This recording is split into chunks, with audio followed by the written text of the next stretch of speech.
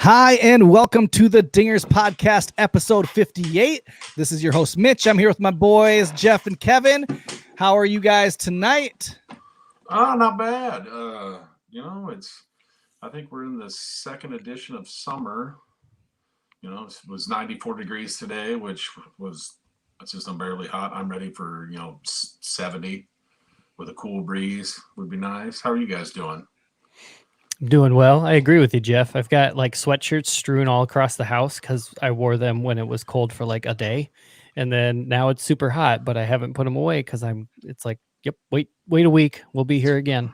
Yeah. Oh yeah. Sunday morning I walked in jeans and a long sleeve shirt, and I didn't need that this afternoon. Me on Saturday, waking up and stepping outside, and it had just that nip in the air that got me really excited for deer hunting. Got my bow primed and ready. I'm ready to put some arrows and some deer. Ready to fill the freezer. I'm really glad you said deer hunting and not pumpkin spice season. Yep. Nope. Went the other way. I'm ready to take down some deer. I'm ready to fill my freezer with some venison and get some deer jerky, Yep. So I've got a buddy who on Facebook every fall he shares that like meme that's like Han Solo season is here of like the girls in jeans with the boots and the vests and everything. It always cracks me up. Yep. Always cracks me up. Well, this podcast episode is presented to you by ChiCitySports.com. If you're interested in all things Chicago sports, this is your place. Go check out all the forums, all the great podcasts. They have a great merch store, and they have the Soldier Field shirts on sale. They have all your bears. I think they like fire everyone, which is just great. Go to ChiCitySports.com. I think pick them up. Going to be a hot seller right now. Oh yeah, right? I mean, I tweeted out like, what's worse right now, the Cubs' whole season or yesterday's Bears game? Just it was like, I would say the Bears game. Yeah, that was brutal. The stat line, they had 75 plays, and they were averaged like 1.1 yards per play, the second worst this century. And the backup to the backup quarterback getting caught on video saying this offense doesn't work. Clear as day. like ruh-roh. Dalton had a towel over his mouth. Wonder what they were talking about. Yeah. I don't know. A lot of people in baseball, they speak glove, but I don't know if anybody speaks towel. Swimmers. Yeah, I mean, did you guys watch? I mean, this isn't a Bears podcast. This is a Cubs podcast. But man, that Bears game yesterday was tough to watch. That was brutal. Brutal. I know Jeff was cheering, but it was brutal. I'll tell you what. Kevin, you're a Bears fan, right? Mm-hmm. Oh yeah. Yep. Yeah, that was still the 85 season. Yeah, that's true. I was born that year. Make you feel old there, Jeff. I would have been 6. Yeah. There you go. It's been a while. I wouldn't mind seeing them win it all. I think I was born in 85, but they won it in the winter before I was born. So wouldn't mind that being a thing. But for everybody clamoring for Justin Fields, I was one of the few sitting there saying, no, I want him to sit on the bench for as long as possible because that offensive line is not going to be able to protect him. And what did we see? Just that. 9 sacks. Yeah, I think it was Greg Olson at one point. He had just been saying, like, man, if they could keep this pocket clean for like 2 seconds to give him a chance, it'd be great. And then he got double sacked. 2 guys hit him on that next play. Just couldn't. Comedy gold if you were actually watching for comedy purposes.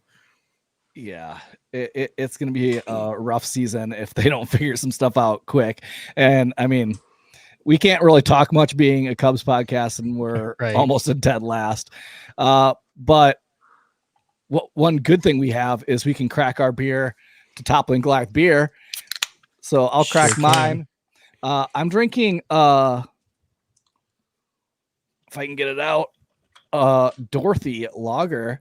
It is super tasty. I love me some Dorothy's. So if you want to check out Toppling Goliath beer in Decorah, Iowa, get it wherever you get alcohol. I mean, it's sold at Hy-Vee here in Iowa.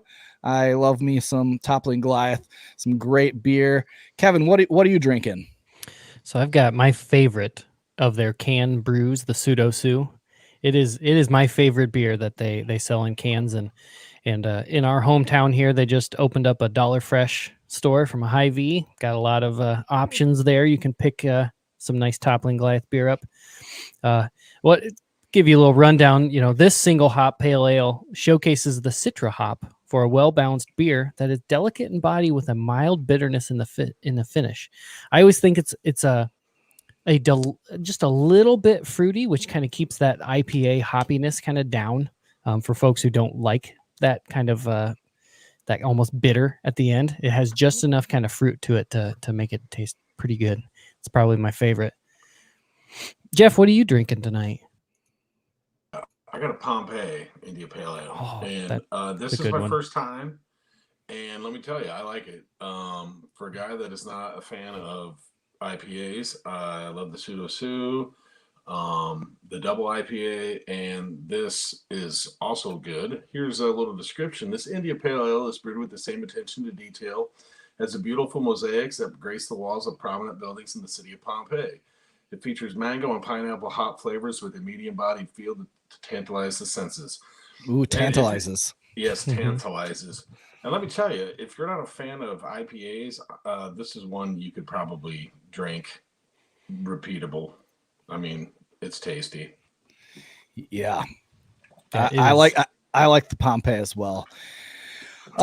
But I mean, as far as Cubs baseball, we don't have much to crack our beer and excitement over. The Cubs just got swept in a 4-game series by the stinking Cardinals. All douchebags. And yeah, they are. Like, you look at that stinking lineup, they're full of a bunch of douchebags. You got Harrison Bader, which even my wife thinks, like, watching the game, she's like, that guy's kind of a douche. I was like, I know, right? Like, finally, like, we're all thinking it. He with his stupid curly blonde hair. Who's he think he is? He's not Thor. He's definitely not Thor. He's not even the guy that can stand on the X for Thor. And then you have O'Neill, which, I mean, it sucked that the 4 games, O'Neill and Bader just killed the Cubs. I think Bader's average went from like 252 to 270 by the end of the 4-game series. Like, it jumped that much in the 4-game series. Bader did that good. And O'Neill had like a home run in every single game. And I say test him. Like, that guy is jacked. Yeah. That was in the carpool this morning. Mitch said something or I said something about the game, and Mitch was like, I'm pretty sure that guy's juiced. Like, I mean, he's got some. He's played golf in the offseason with Ryan Braun. Definitely. And then you have Yadier Molina, who's like the ultimate like douchebag of them all. Like, he's just idiot, and I can't stand him. But we got one more season we're gonna have to deal with Yadier Molina. One more season. Thank goodness. I hope they don't try to make him a broadcaster. Oh no. That'd be the worst. How terrible. Put him on there with A-Rod. I guarantee you ESPN. They're in love with him. One thought here. I don't know who decides this, but why do they always gotta wear like Where's Waldo socks? Like, can't they just wear one color? When they wear their like powder blues. Yeah. It's bad enough you're going back to the 70s with the powder blues. I don't know if I'm a fan of that. No, I think I'm not a fan. I'll take our Navy, city shirt or jerseys any day. Yeah, City Connects. Yeah, City Connects looks sweet. What kind of positives did you take out of this 4-game series? I mean, there wasn't much. The one positive I took was yesterday, Keegan Thompson. I was kind of watching how he started. It was the second start back after kind of come back from a little bit of an injury they had. And I mean, he had 7 Ks. He had a decent outing. Elsley came in and pitched pretty well. And so, I mean, that's some positive they're looking for. I want to see how Keegan Thompson, me personally, I do not think Keegan Thompson is going to play a role in the Cubs starting rotation in the future. I don't even think right now Justin Steele is going to play a big part in the starting rotation in the future. Maybe next year, but I think eventually those 2 guys are going to slot into the bullpen. That's the way I see them. I think you put them in 1 inning, they're going to be lights out, and they will provide more for this team in the bullpen than they will as a starter. Now, they could prove me wrong, but that's just what I see right now. What do you guys kind of notice? I don't think you're too far off there with those thoughts, Mitch. I don't think people really understand what it takes to really develop a starting pitcher, somebody that can go 6-7 innings and give you 85, 95 pitches. I think, Keegan, I think he's a flamethrower to me. And I think you're right. Like, he can come in and do a shutdown inning, maybe 4 or 5 days a week. Yeah. And I think Justin Steele isn't his approach like a strikeout approach? Yeah. Like he's a strikeout pitcher, which is fantastic. You think about it on the, I don't know, it sounds good. Yeah. Strikeouts, those are great, but that elevates your pitch count pretty good. And so I don't think he's ever going to be efficient enough to go 6 or 7. And I totally agree. I think he's going to be a bullpen guy. Thompson, I could see maybe riding that line of potentially being a starter. I wouldn't surprise me if they like have him as the number 5 for a little bit next year and then transition him depending on what happens in the off season. Yeah, I don't know. That's my thoughts. I see him long term. He'll be a bullpen arm. Now, what we played the Cardinals and got swept 4-game series, and it stinks. And especially when you look back at where we were trade deadline. Oh God. The Cubs record at the trade deadline or on July 26th was 50-51. The Cardinals record was 50-50. They had a half-game lead on the Cubs. Half-game lead. On June 14th, go back even further, the Cubs were 10 games over 500, and the Cardinals were 500. And now the Cubs are 13 games behind the Cardinals. It's a tale of 2 seasons. And you look at this chart. This is like the probability to make the playoffs. And like, it's not good. The Cubs had like a 50% chance in like mid-June. I mean, at the beginning of June when they swept the Cardinals and I was at the game on that Friday, they were sitting in first place, 50% chance of making the playoffs. And now the Cubs 0 because they're out of the playoffs, and the Cardinals are locked in. They've won how many in a row? It's like the tale of two teams that have gone in total opposite directions. And you have to ask the question of like, what if? Like, and we kind of did that episode before. Like, what if? Like, what if the Cubs wouldn't have traded Darvish and they would have like stuck with it? They could have made the playoffs this year. They could have made the playoffs this year if they one more season, pulled a last dance with the Bulls and went for it. You're right. May was like totally, we were on a mountaintop. I thought May we were total World Series contenders, and then we started getting some injuries, started losing. We lost those 11 straight games, and then we went from first to like third really quick, and we just kept sliding. And then there was a point in June where we knew the inevitable was going to happen, and players were going to start leaving through the trade. So yeah, this season was like a roller coaster to begin with. Like, it was a train wreck in June or April. May we got really hot and started playing really great baseball, and then just things started adding up, piling up, injuries, and then the skid. I kind of say like this is kind of like the final countdown. This is the last week. We're heading into the last week of the season.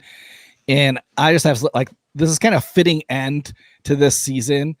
In the last games at Wrigley is us getting swept by the Cardinals, the most hated team that we have. Yeah. And like, I'm trying to think of like analogies of what this is kind of like. And Kevin and I were like riding in the car, and a lot of times you like to think about like the analogy of like a girlfriend, or like that, like you were the star quarterback in high school, homecoming king. You went off to college and you failed the first couple classes and you dropped out, and you like are back in your hometown, and your girlfriend from high school is now dating like the starting quarterback in college, and like everybody else is successful, and you're like back at home working at the grocery store of your local local town. Like that's Right. basically where the Cubs are at these days. Right. Pretty Yeah, pathetic. And Totally feels like the wheels fell off. Oh. Like I'm surprised that their percentage only ever went up to like 50% because they were like so hot there. Yeah. And then Duffy and Horner and Marisnik all got hurt. All the contact guys. This season just makes me think of like a good slasher movie. Like going into the movie, like we knew going into this season things were going to get rough. Like if they weren't super hot, they were going to be selling. So you're sitting there watching you got the girl running into the garage by herself, and you're like, "Yep, she's gone." And then you've got the other, yep. And then you got the girl who's in the bathroom by themselves, like, "Oh, they're gone." Like we're watching it in real time. Like, oh no, there goes Baez. Oh no, there goes Bryant. Like, I don't know. It's been like. rough. So I just watched the Ted Lasso episode where he says that we need to be big lovers of rom-communism. the rom-coms, that there's always some difficulty and always a big hurdle that they have to overcome in these rom-coms, and then something great happens at the end. And I don't think we're rom-coms at all this season. We're more like a soap opera that like just constantly got worse and worse. It was like the Days of Our Lives that like it's like the Seinfeld finale. Everybody's getting divorced. Everybody's having kids with somebody else's wife. It's a mess. Yep. Oh, I was trying to think of like my mom used to watch Days of Our Lives back in the day. I was like, who is the villain in that? I can't remember. It started with an S. You're Young and the Restless Man. Of course, starts with an S. She also watched The Bold and the Beautiful as well, so I got a double dose of soaps. Nice. It's terrible. Just makes me think of the Seinfeld though, where that final episode is them getting like sentenced to jail. Just like nothing good comes of this. Stefano, that was the bad guy in Days of Our Lives. Stefano. I feel like Stefano just kept on trying to ruin the Cubs season. And somebody did. You know what would save this and make it a romantic comedy? We come out, we sign some folks over the off season. There you go. That's then the comedy piece. Right now we're in the soaps. Oh my goodness. Stefano just captured somebody and stuck her in the basement, and now she has lost her memory and think she's somebody else. I don't know. I only ever remember those shows from when I was sick at home during school, and I was either watching The Price is Right. or one of those. Yep. I do have to bring up one other thing about our team currently, and that is David Bodie. David Bodie, I mean, this weekend watching him, great beard. Like I'm trying to grow out my beard. Like he has a really good beard going on. I have to give him some props for that. But he's not very good at baseball. he had a couple hits this weekend. He had a triple. He's in the Daniel Descalso zone. Like, yeah, he is. He just got over the Mendoza line this weekend. He's batting 200, 64 wins, WRC plus, slugs 336. Like, come on, like it's just bad. And like he had a couple errors this weekend at second. He is the 6th worst hitter in all of baseball with guys with 300 plate appearances. 6th worst in all of baseball. It's been down in the hot dogs. I mean, they got playing for a job. Well, the thing is, they got him on a cheap deal. They have him under control for a couple more years, and he started out so good. Like you kind of like what Wisdom started out with. Bodie did that for a stretch when he first came up. Yeah. But then it just hasn't panned out, and you're like, no. Now what do we do? Like, I don't know. I want to see him succeed. Is some of it still like he's maybe not 100% still dealing with some nagging injuries because he did spend quite a bit of time on the DL. He did. He had a big shoulder issue, and I mean, maybe that's affecting his swing. I don't know. Who knows? But but let's look at Tank Watch because I mean, why not? Because that's what we're playing for right now because we can't make the playoffs. But we are in the 7th spot draft pick. We're 17 games back of Baltimore and Arizona, who have locked it up with the first 2 picks. you got to feel good there that they have just locked up the either a 1 or 2 seed in the draft.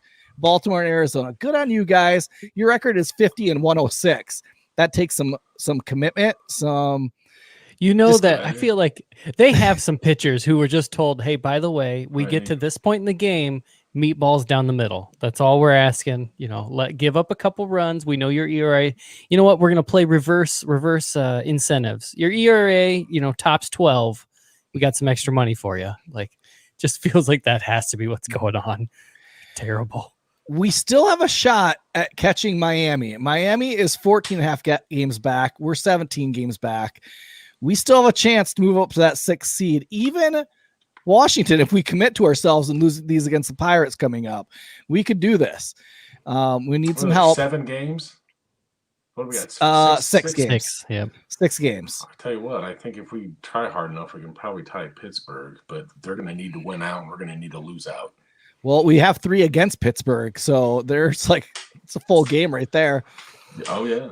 And then we got 3 against the Cardinals. So, but you have to look at this. And we did this a couple weeks ago. Look at San Francisco. They're 102-54.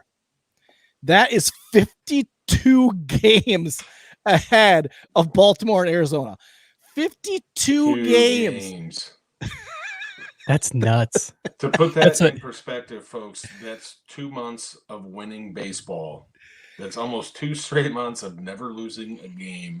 Man, if this was soccer, relegation would be putting them in their place. Yes. Well, you're going to skip AAA. You're going down to low A, buddy.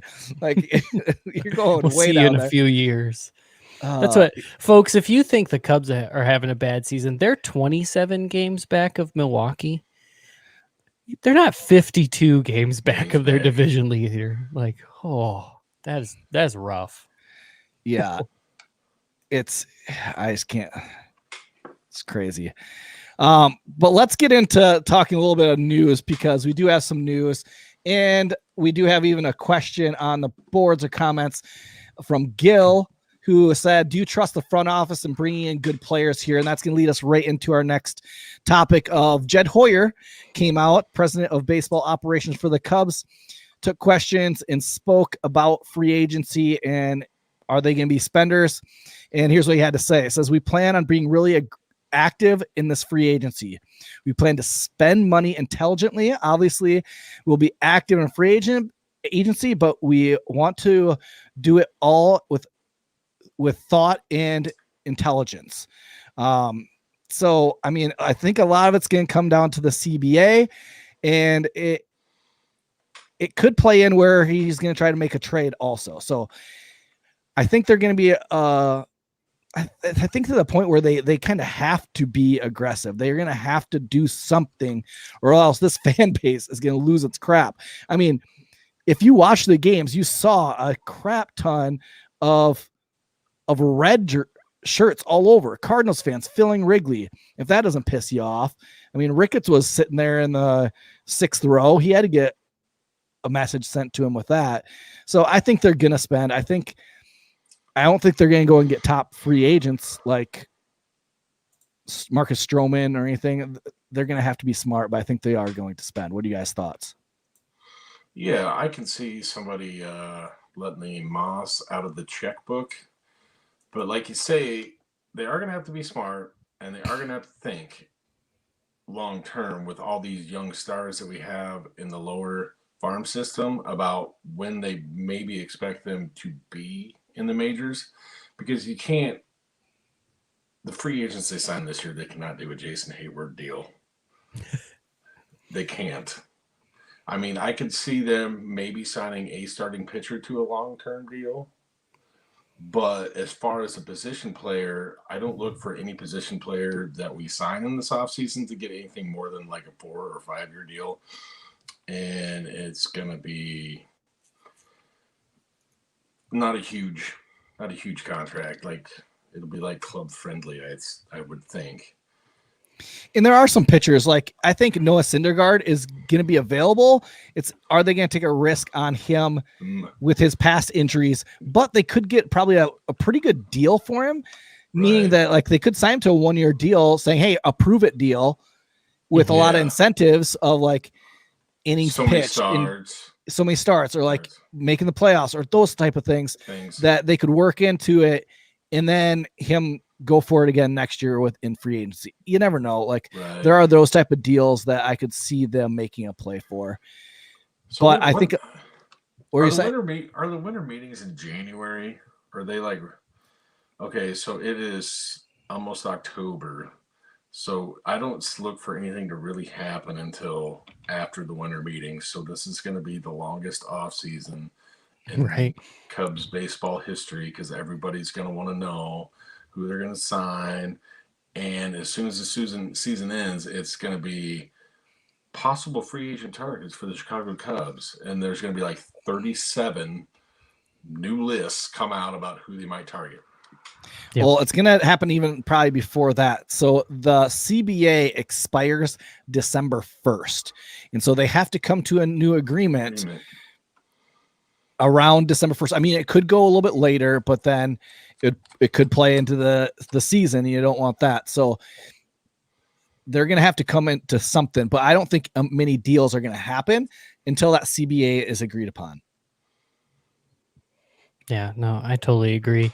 But unfortunately, I think this is going to be a really weird offseason for a lot of reasons. But if they don't, if the front office doesn't sign a couple of kind of big guys, kind of a couple big deals, it doesn't necessarily have to be long term, but get some kind of major forces out there on the field. It could be a mutiny in the stands. Like we just went through this season. We saw, like Mitch said, we saw a lot of red in the stands in this last home stand. Like, I don't know that Cubs fans are gonna show up if we go through an off season and with the CBA and everything, we didn't know where we wanted to go and we weren't sure how long we wanted to sign folks for or anything like that. And I don't think that will fly. There will be. If you think Twitter is bad now, it'll be terrible. Oh, god awful. The fans is what pays the bills, keeps the lights on, keeps players on the field. If there's not people buying tickets, you're losing out on revenue. I think we as Cub fans need to play a role in this too. I mean, Bill Murray in early June tried to get something started with all the local kids in Chicago to donate their lemonade stand money to the Ricketts to be able to keep our core three. And that didn't happen. So I'm guessing the kids in Chicago kind of just dropped the ball and didn't do that. But we as adults, we can pick it up. We can pick up the part where they failed. And it's going to take us moving the couch cushions, looking to see if there's any change in there. If we all commit to just donating that change to the Ricketts, I think we can go out and spend some money this offseason. What do you guys say? Well, I kind of feel bad because I just took my change bucket to the bank and I got like $126.73. Send it to the Ricketts. I can't. I blew it on stuff that will rot my teeth and my mind. It's too late. Yeah. I think we were making the joke, like we need to start a GoFundMe starting pitcher, GoFundMe shortstop, GoFundMe outfielder, and just see what we can generate as Cubs fans. Send it to Ricketts, be like, all right, here you go. But also include like some sort of rider, like we get to take a baseball bat to some people's genitalia if nobody does get signed. like no, you didn't do something. We're coming at you. And hard. And the thing is, like, we want them to sign people, but we are realistic in our stand that this Cubs roster is more than just one signing away from contention. Oh yeah, it is. Or even two signings. Like there are some pieces. I think our offense will come around if we add one or two pieces. But we need starting pitching. Rotation. Right. I think our bullpen will shape up. I think we have enough guys in the minor league system that are legit. I think we need at least two good starting pitchers to fill in when, like, by the time Braylon Marquez or DJ Hertz or Cole Franklin or whoever comes up that really impresses, or a Steele really impresses next year, we need some starting pitching. and we have to go get it either this year, but even the next year class is really weak, that we either got to do it through trades, which we have pieces which we could do. I don't know. I know it's going to make a lot of people upset, but is Hendricks going to be a pitcher in this rotation the next time we're in contention? I don't think so. And No. I don't think he's going to be at the level that we need him to be when we're there. And so we've seen a really rough Kyle Hendricks. I don't want to give up on him because he's still the professor. I still like the way he pitches, but he's not fooling a lot of people, and he's missing a lot, and he's getting just killed by the dinger. And so do we trade him? Contreras, knee injury. Is that going to affect him behind the plate? I know he this weekend could not block a ball in the dirt to save his life, and the Cardinals were taking extra bases. Do we look to trade him? There are pieces where we can move that we could get in. The hard thing is we have nobody in our system besides Miguel Amaya at catcher, and he was hurt this whole last year, and we didn't get to see him at all. Right.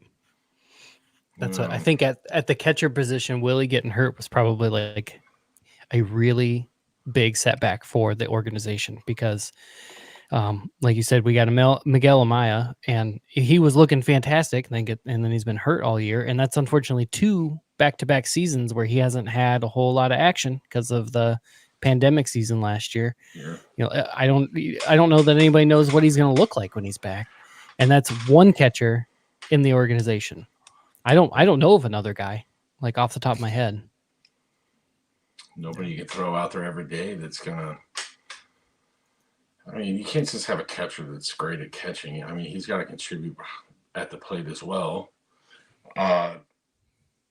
Talking about this right now and thinking about it, like there's more holes that need plugged than what I originally thought going into next season.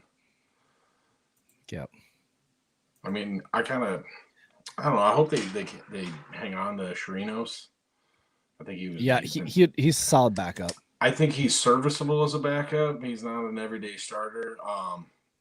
I do love Willie. I mean, he's been with us. He broke out in 2016 in June, but the injuries are starting to pile up with him. Hamstring injuries, knee injuries, that kind of thing. Yeah, they got Hoyer and the scouts and everybody else. They got a huge undertaking this offseason to put a decent product on the field next April. Yep. Yeah. What are your guys' thoughts on Rossi? I think he's done a really good job for what he's been through. I mean, year 1 is pandemic season. Year 2 is the sell-off. Yeah, that's. Do you guys think he deserves an extension? What do you guys think? I think he'll get like another year. I honestly think he'll get like another year or two. What he's done this season with what he has reminds me of the role Philip Seymour Hoffman played in Moneyball. And he's like, well, I'm just trying to put a roster out on the field that I can explain in job interviews next year. So you look at the revolving door of players that have gone from AAA to Chicago to AAA back and forth with injuries and everything like that. I think he's done the best job he can do with who's available and healthy enough to play. Yeah, I mean, I think that what Ross got thrown into, being that first-year manager, was the pandemic. And this year, right away, going into his second year, they trade off his ace of his staff in Darvish. And then have a pretty successful first half of the season. Goes through a really tough stretch when there's some injuries, and then they trade off everybody. In the way that he has handled this team and kept them positive, kept the clubhouse still. I mean, you heard it earlier from Schwindel, from Contreras. that this has been one of the best clubhouses second half of the season that they've played in, because they've been all positive, they've been supportive, they've been encouraging. I think he can still build a good team. I think as a manager, he knows how to manage a team. I haven't had too many times this year where I've really questioned his moves. And so I think that as far as the skill set of manager, he has that. I don't think he's going to be the Rick Renteria or the Mike Quaddy of this next run to the playoffs and trying to win a championship. I think he's going to be around. I think that he's going to be there for a very long time, unless he does something really crazy or tanks really, really bad. I don't think that's going to happen. I think that he's proved enough that I think he will do what Jed says and what Ricketts will say. I don't know if that's good or bad, but I think he has a good enough relationship with them where he'll do what was needed. I think you kind of saw that at the trade deadline when he sat Rizzo and Bryant the last game at Wrigley, that he will do those type of things. But I think he's a good manager. He's done enough.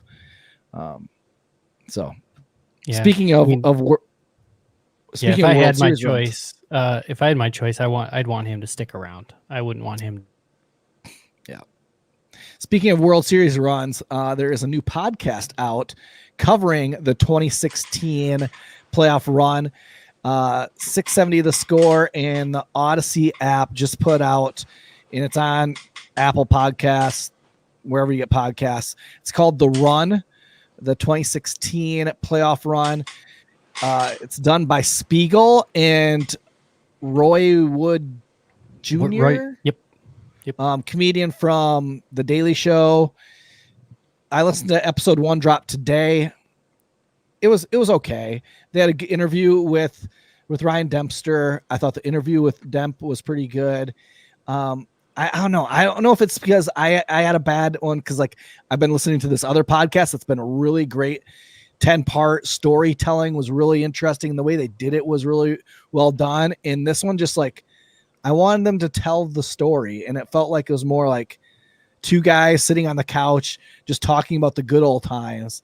Right. I really wanted to be entertained and really like wowed by the story. And I was like, these guys aren't good storytellers. They're great, like shoot the breeze guys. I don't know. What were your thoughts, Jeff? So I listened to it today as well, and like I'm like anxious to hear the story. Like 2016, watching that season unfold in front of our eyes, and like the run that they made, and witnessing something that so many generations of Cub fans never saw. They started out talking about 1906, 7, and 8, and how they were the first team to go to the World Series 3 times and the first team to win 2 in a row, and how competitive they were from 1908 to 1945, how they're in the suit, blah, blah, blah. And the best part of it was listening to Ryan Dempster tell stories of when he was a player with the Cubs, that era. And Lou Piniella. Yeah, being managed by Lou Piniella. And I'll tell you what, the story he told about kind of getting chewed out a little bit by Lou Piniella, but not really chewed out. And then he went into his office and then comes back down in his tighty whities and clears out the shrimp cocktail at the kind of funny. Yeah. Think about it. But and then he talked about being a part of the team in an administrative capacity, as far as like being what's his title, player. I don't even know what his title is now. Like player liaison, I don't know. But I do like I just like listening to Ryan Dempster. I think he's great at telling stories and recalling how things happen, but a big chunk of it was a little dry for me. Yeah, they're going to drop 2 a week, so we'll see if it gets any better. But I mean, right now for us as Cubs fans, we don't have really much else to like get excited. So it's like, okay, we'll just reminisce about the good old times. Like, so that's what we'll be doing. We're like 50-year-old guys that are thinking about the good old times in high school when you threw that touchdown pass or hit that dinger off that your rival. 4 So- touchdowns in a single game at Pokai. Another good thing we can talk about is Joe West, the umpire, has announced his retirement after this season. Cowboy Hey-o! Cowboy right Joe. out. Sunset. He will make his name. He will make his name known, and people will know him even more in the playoffs. Don't you worry. He's gonna make sure he's the center of attention during the Right. playoffs. I was trying to decide how many people are going to get tossed, like in this last month. How many people are going to get tossed? Is that Hernandez? Is he a playoff? Angel, yeah, probably him doing the same game. Oh man, I feel God. bad for the teams. Yeah, how many reviews Cardinals. we're gonna have Can to see? he do the Cardinals series? Cardinals? Yeah. Please. Well, let's look at the playoffs where we got right now. So the playoffs picture looks like this. You got Boston and the Yankees for the wild card. You have St. Louis and the Dodgers in the wild card. I really want the Dodgers to win that game. It's tough because you have Rizzo with the Yankees, you have Schwarber with the Red Sox, you have Kimbrel with the White Sox, and you have Bryant and La Stella with the Giants. And I mean, and then you have Jock with the Braves. Atlanta. Braves. The only thing is Phillies are nipping at their heels, so they better hopefully hold on. I'm gonna cheer for the Giants. I have a Giants hat. I'm gonna start wearing that. Nice. Just because I want Bryant to do well. I just don't think they have the pitching to be able to handle a long playoff run. If the Dodgers get past the Cardinals, which I'm saying it right now, it will be totally Cardinals to make a huge playoff run into the World Series and make it to the World Series, where they're like dead in the water behind the Cubs at the deadline, and they make some couple small moves and get Lester, and they make a run to the playoffs. I would be furious. But I mean, are you guys gonna watch the playoffs? Oh yeah. Yeah. I don't know if I'm gonna watch like the NLDS and the ALDS. Depends on who's kind of in there, but I'll definitely watch the League Championship Series and the World Series. For me, like they're a long shot, but on the AL side, I'm kind of a Boston fan. On the NL side, anybody but the Cardinals or the Dodgers and the Brewers. So I'm going San Francisco or Atlanta. Nice. I can see it. Yep. Your the last thing cousin from Boston. the last thing we are gonna talk about tonight is we're gonna be, or at least Jeff and I will be down at the iCubs game on Thursday night, recording a small live podcast. From there, we're gonna be checking out Brennan Davis. Hopefully, he hits a dinger. I told him today. I messaged him and said, "Hey, I need you to hit a dinger for me on Thursday because we're gonna come watching you play." And so, please, Brennan, if you're listening, I'm expecting a dinger. You don't have to hit one for me. You can hit one for the both of us. I'll say you don't have to hit it in your first at bat, but at least by your second. So, but yeah, we're and we will have an interview with Brennan Davis next week on our podcast. So look forward to. We had a interview with him at the beginning of the season. We will wrap it up and kind of bring it full circle on him kind of making his progress through the Cubs system up to AAA this season. And so we'll have a interview with him. So we're excited to bring you that. So if you guys don't have anything else, that kind of wraps up episode 58 of the Dingers podcast. No. Oh, hey, I had a quick question. Question. We'll So have who them built answer. King Arthur's fabled round table? Circumference. Jesus Christ. You're welcome. All right. That does it for episode 58 of the Dingers podcast.